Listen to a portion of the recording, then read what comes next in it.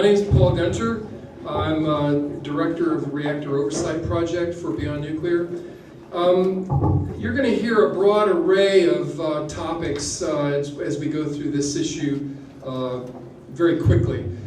So we're looking forward to your questions. But tonight what I wanted to address is that, you know, we're now more than 50 years into this industry, and as Eric pointed out, the 3 Mile Island accident occurred with a brand new reactor, basically. It only operated 4 months. And now here we are 30 years later, and the issue has shifted from the break-in accident from a new technology that was simply being tested out in our backyard, where our communities are part of the experiment. Now we're entering into what is our concern to be the breakdown phase of this industry. And I wanted to take just a few minutes to address what we're being faced with right now is the nuclear industry likes to reference the fact that we haven't had an accident since 3 Mile Island. That is being used to qualify and quantify what they refer to as a safety record. And even the U.S. Nuclear Regulatory Commission, which is mandated by Congress to protect public health and safety, they like to reference this safety record. But what we are concerned with now is a basic engineering curve. That whether we're talking toasters or nuclear power plants, there is this break-in phase, there's an intrinsic failure phase, and what we call the breakdown phase. And there were just a couple of points that I wanted to raise to you tonight in this regard. The concern is that the other meaning for NRC is no regulatory control. And there are two principal examples. Recent news points us to these issues and confirms our concern.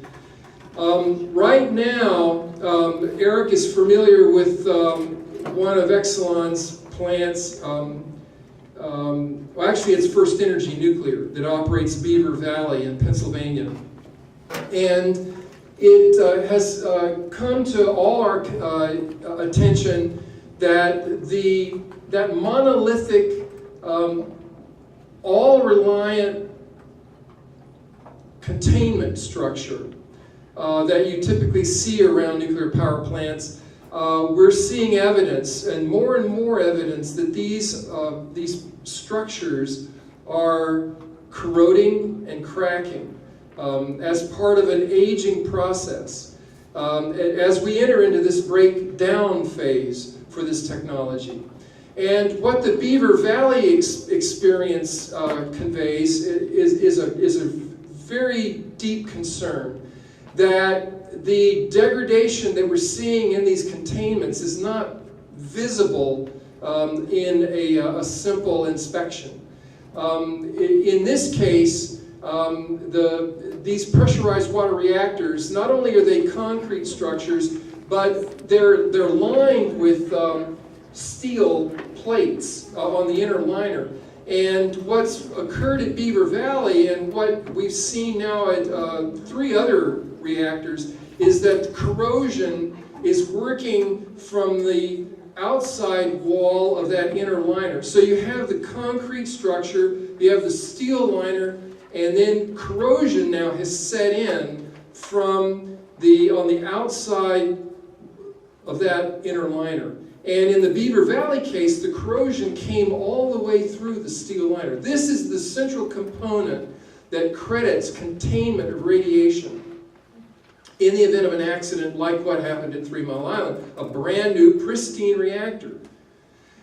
The hole was discovered when a blister on the paint on the inside of the containment was spotted by a worker. and they removed the paint bubble. And when they removed the corrosion product, they could see the inside of the concrete, of the outer concrete wall. So a principal barrier had a hole corroded through it. Now, what's of concern here is this is about a 100,000 square foot structure, and the U.S. Nuclear Regulatory Commission essentially relicensed this plant for 20 additional years of operation and let it go back online with basically a technological inspection using ultrasonic testing of 75 square feet of that structure. So when you're told, about a safety record of this industry, keep in mind that, in fact, the situation as it is right now is we don't really have it. There's no regulatory control. That financial margins are still of more concern than public health and safety margins. And the second example that I'm going to give you is it's for all these plants. Typically, a nuclear power plant like Millstone will have anywhere from 2 to 10 miles of buried pipe.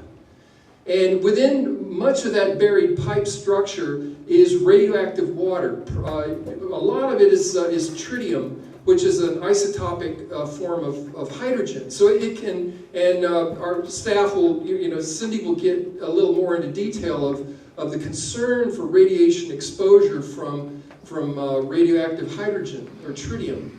But one of the things that we're doing right now is preparing a report that looks at this whole issue of buried pipe in plants, and you probably Millstone probably has anywhere from 10 to 15 miles of buried pipe.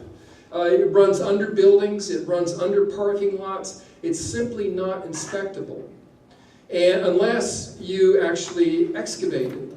And the concern is that the production margins, keeping these plants going, keeping the finances coming in is more important than actually ascertaining what the integrity of that buried pipe is right now at your plant. And in fact, what the concern is that we're seeing, again, by examples all around the country where groundwater is being contaminated by the rupture of these pipes as they age, and in some cases we've seen 6 million gallons of radioactive water released from the Braidwood Nuclear Power Station over in Illinois, an Exelon facility that was not disclosed to the public because you don't see these groundwater plumes moving off-site. There were no evacuation sirens.